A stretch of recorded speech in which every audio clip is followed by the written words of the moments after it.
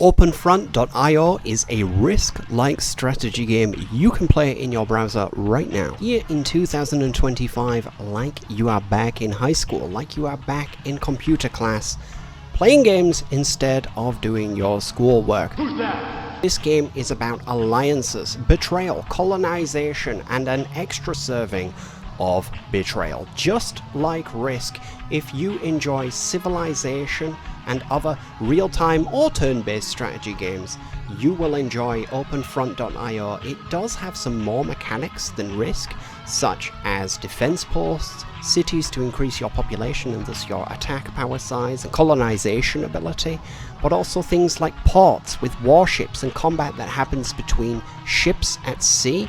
Trade ships can be stolen or successfully dropped off at a friendly port for a money boost for both parties. Players can play on world maps or localized continental maps such as Asia, Europe, the whole world, and of course North America.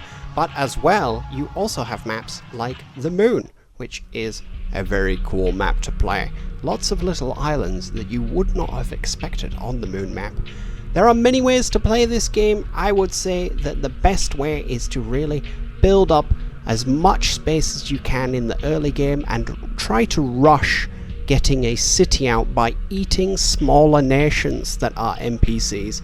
Because in this game you will have a mix of real players and two different types of NPC. The first type is, it doesn't really attack you, they just sort of hang out there like some kind of unadvanced tribe. You march in, take them over, or they become eaten by your emanating influence and become part of your nation. The other type of AI is stronger, and they will have the name of real world nations, and very often they will attack you without prompt, or they will continue to attack you if you attack them. They sort of have a revenge protocol programmed into them. It's very cool, but they're a bit harder to take down. But of course, the biggest risk on this Risk-like board is other players. And of course, because you can all see what all the other players are up to, you have to frequently zoom out and see what the leader of the game is up to. When you are at 50%, you are crowned the winner. Just like in Risk, I believe it's 60% in Risk, 50 depending on the rule set.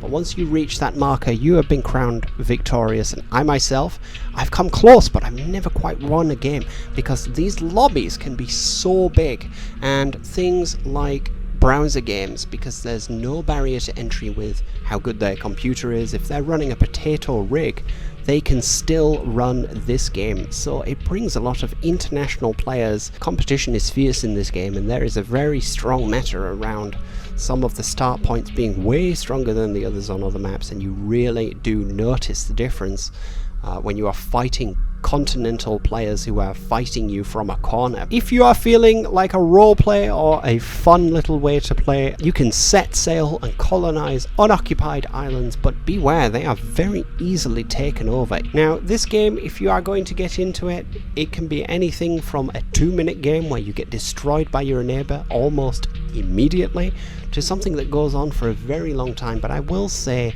that most games tend to be about 5 to 15 minutes long before you get hammered by the person who has played hundreds of hours of this game.